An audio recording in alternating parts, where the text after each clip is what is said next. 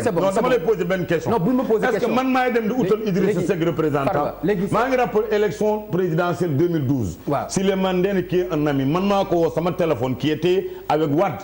je suis avec Macky Sall ma ne Souleymane Ndéné mu ne ma waaw Farba qu'est-ce qui se passe ma ne ko je suis là à Ndiofane Sorokoum un village dans ma commune il y a 2 bureaux de vote amu leen ci benn représentant coalition Sopi xanaa doo ñëw ma lebal la nit man dama lay lebal nit mu toog nekkal la foofu sa représentant mais Pape Ngagne am na beneen boo xam ne dama ko bëgg leeral. non après nga koy leeral non Farba après nga koy leeral. il y a des bureaux de vote ils n'ont pas de représentants mais ils ont des voix. Farba beneen yoon nga koy leeral s'il vous plaît. non attends baal mu terminer nga leeral Thierno li ma bëgg a laaj mooy lii mu la won ni gis nga ko baal ma nga jox ko s'il te plaît mu xool PV bi. non bi nga xam ni amul faux représentant. représentant Idriss Seck est là. voilà. xool leen seen fichier kan moo fa nekkoon seen man seen plénipotentiaire départemental nekku fa ma gis fa signature lan moo ko war a def. kan ci dama gis ni nekkul da nga ni amul représentant. fii dans ce bureau de vote là à Silla Wargo. waaw waa Sénat ngi ni ils sont là. d'accord merci beaucoup alors Thierno s'il vous plaît. comment ils ont fait pour que ñu amuñu foofu bureau de vote man maa leen koy utal man. Thierno du foofu rek la bureau de vote bi may voté. Farba loolu lu mu si bëgg a wax. voilà c'est ça mu leer. waxal rek. je pense que mënoo ñëw jëli say kayit rek ñëw indi ko bëgg na ko imposer. li tax mën a la kayit la. indil ma lu mel nii rek. nga bañ a xool loo xam ne da ngay tiim feuille blanche di bind di joxe ay xalaat indil ma procès verbal rek. fenn tegal ma ko. loolu du maa koy fabriquer lii du man maa koy defar. d'accord léegi Farba c'est bon. xam nga su doon ay procès verbal la rek. peut-être fii la ñuy tegale ay procès verbaux xam nga. dama jàpp ne élection yi du Matam rek la xewee du commune am rek la xewee. élection yi Sénégal yëpp la. voilà mais nord bi nag. ñun ba ñuy def diagnostic dañuy def diagnostic bu concerner tout le Sénégal concerné wul juste moom fu mu nekk. ma siy teg ne li ma wax encore une fois. luy war a mën a tax commission départementale liy jóge ci bureau dem ci commission départementale ñu mën ko valider signer ko demal ne. su dee am na substitution de PV te loolu ay preuve ñu ngi fii bien entendu di nga gis signature ba mais du méngoo ak loo xamante ne moo am ci bureau de vote et c'est ça qui est extrêmement grave dans ce qui s'est passé xam nga damay wax ne sénégalais yi ni tax tey mu mel ni dañ nekk ci dëj vraiment même ñoom nekkuñu à l'aise parce que en réalité ñeel yaa nekk ci dëj te yàlla nga nekk ci dëj ñun nekkuñu ci dëj. amiin yàlla na sa Thierno baal ma eggaleel Thierno eggaleel si mais bu ñu ko souhaité nekk ci dëj.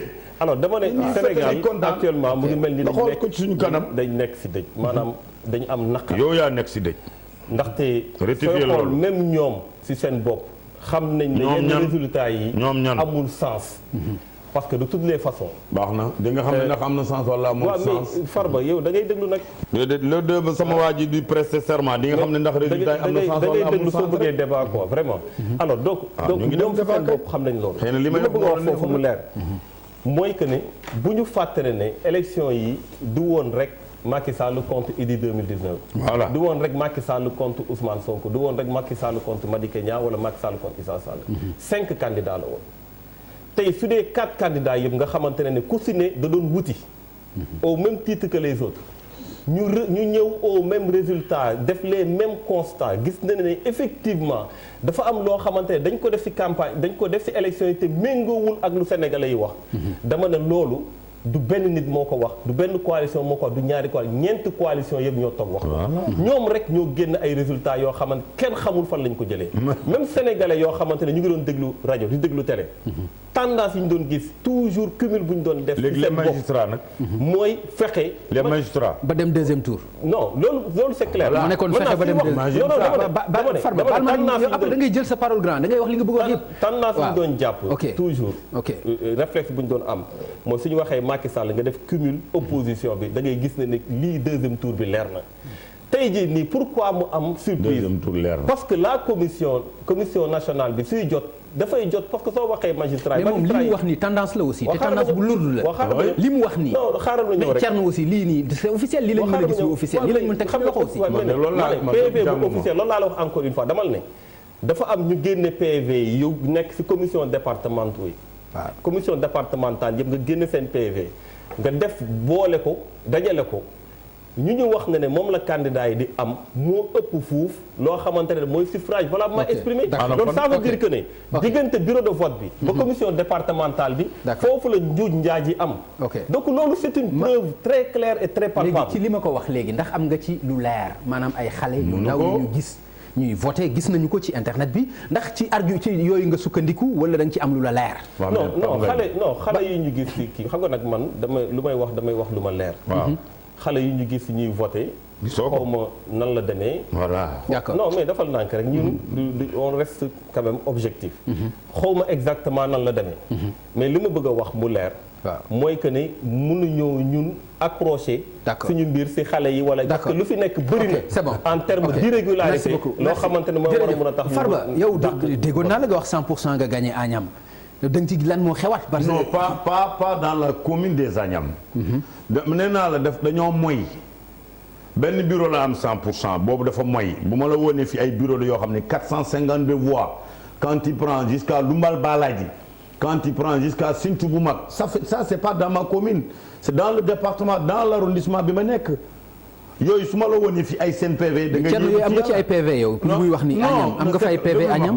Thierno Pape Ngagne posé ma ay questions. d'accord allez-y waaw ci wàllu PV man bi may ñëw. parce que xam naa ne Sénégal laay waxal. waxuma ak parti politique wala waxuma ak coalition Macky. déedéet. man damay wax ak Sénégal. dama bëgg su ma leen di wax du doon ay wax yoo xam ne damay toog di ko sos pour xajamal victoire bi nga xam ne yàlla suñ borom dogal na Macky Sall am ko. et man ce qui est grave man li nga xam ne moom moo ma gën a bett si àdduna xam nga je peux comprendre Ousmane Sonko peut-être amul trop expérience ci wàllu état. mooy inspecteur des impôts la. kooku mën naa am amul expérience ci wàllu état on peut comprendre El Hadj Issa Sall député la comme man mii di wax ak moom honorable may honorable on peut comprendre Madické qui est un grand frère à moi du ma ko wax dara parce que kooku am na jaar ministère yi bëri jaar na foofu parce que am na lu bëri lu ñu lié man ak moom ndax suñuy jabar ndax jaarbaar la ci âge Mansour du ma yëkkati benn kaddu bu ñaaw di ko wax moom Madické jamais mais Idrissa Seck mi nga xam ne amoon na benn niveau ci wàllu état nekk premier xam qu'est-ce que ça veut dire un juge xam pouvoir bi yàlla dogal jox ko président du cour d'appel commission de recensement des votes xam luy conseil constitutionnel. dama bëgg nga comprendre loolu mbir mi dafa garaaw. xam nga Macky Sall. d'accord au moment ñaari wax amoon na. bi ñu paree les élections ñoom dem nañu tout de suite rek dajale presse bi pour dire que ne deuxième tour di joxe seen i tendance ñoom fu nga xam ne dañ fa gagné woon. ñoo fa ëpp majorité ça veut dire pas que ñun amuñu foofu ay nit. dans le milieu comme ay Mbacké ay Touba il y a beaucoup de communes que nous avons gagné largement. nous avons gagné ces genres de communes ñoom mais ñu joxe tendance yooyu pour gëmloo askan bi ne deuxième tour la ñu war a dem ci saa ci premier ministre Mahammed Boun Abdallah Dionne joxe 57% ci li ñu recensé parce que actuellement Sénégal même bu dul télévision yu ñuy tooñ tey di ko tooñ di ko wax après 2 heures de temps des élections bu mënta am ku nekk tey Saraya ak ku nekk tey Saare Liw ak ku nekk Fongo léegi mi à 2 heures de temps après des élections mën nañu xam ñaata nga am. loolu mais li ma gën a jaaxal président commission de recensement des votes nekk juge président cour d'appel Demba Kandji joxe résultat ba pare teg ci provisoire. moom rek moom tamit moo habilité joxe kooku du pouvoir président de la république. moom moo joxe moo am pouvoir boobu. après loolu kan moo war a jox résultat définitif. conseil constitutionnel joxe résultat définitif nga xam ne amatul recours. loolu ça a été officiellement proclamé. d'accord loo réeréeréeréeré ak sa jaar-jaar ci wàllu état li ma la wax Idrissa nekkoon premier ministre xam que ça veut dire un pouvoir. au moins bu seetul Macky Sall seet ne gagné nañ ko nanguwul ndogal yàlla mais na xam ne quand même. lii état la. dafa am lu nekk am na fu ñu sukkandiku. ma mënoon na jël ne même bu jëlul sax rëy na sax ci boppam man xam naa Idrissa j'ai compris ñaari affaire am na ci xolam loolu c'est un grand problème parce que Macky Sall bi ko yàlla indee peut-être mu fekk Idrissa Seck dans le PDS nekkoon patron am suñu borom nag yooyu. loolu lay mesurer. alors Thierno Idrissa même bu woowul Macky Sall pour féliciter ko. d'accord dinaa na jël communiqué pour féliciter Sénégalais. merci beaucoup Thierno. li ma bëgg Macky Sall ne man ñi ma votel maa ngi leen di remercier mais même ñi ma votel aussi maa ngi leen di remercier. loolu mooy lan Thierno man Thierno tout le temps yaa ngi taxaw ci falsification PV. non loolu amuñu ko. loolu argument de recours la. bu fekkente ni da nga fa bàyyi argument de recours recours bi defuloo ko loolu aussi lan lay joxe. pourquoi nga am non baal ma rek Farba s'il vous plaît. dama ko jox ay chiffres yoo xam ne moom mu comprendre. allez-y Thierno s'il vous plaît. xam nga d'abord je pense que lu ñu wax dafa leer naññ lu tere recours lu jëm ci résultat yi. waaw non ñàkk te nga am ay documents yoo xam ne wóor na leen yow nee nga nañ ko falsifié. waaw xam nga lan moo tax mënuloo ko teg ci table bi yóbbu ko ci juge bi. Pape Ngagne waaw xam nga dafa mel ni nit ñi dañuy réagir comme si Sénégal conseil constitutionnel mu ngi soog a am justice mu ngi fiy soog a am wala élection mu ngi fiy soog a am. conseil constitutionnel yàgg na fi am. conseil constitutionnel yàgg nañ def ci moom recours. conseil constitutionnel yàgg nañ ko xool nu muy doxalee. mais Farba yow nag vraiment. non ba eggaleel Thierno. conseil constitutionnel. yàlla nit ñi xam nañu exactement nan lay fonctionner dama la ne tey soo gisee bépp programme boo xam ne programme candidat la sauf programme Macky Sall soo gisee seen biir xool nañu nan la ñuy réformer le conseil constitutionnel. donc ñun xam nañ ci lan la ñu jëm. xam nañ ci lan lañ ciy nar a am ak luñ ci dul am. moo tax du ngeen def recours bi malgré que seen droit la. on n'a pas besoin de crédibiliser une victoire. ah d'accord parce que en réalité. loo xamante ne leer nañu ñun. que ne lii méngoowul ak lu population yi voté.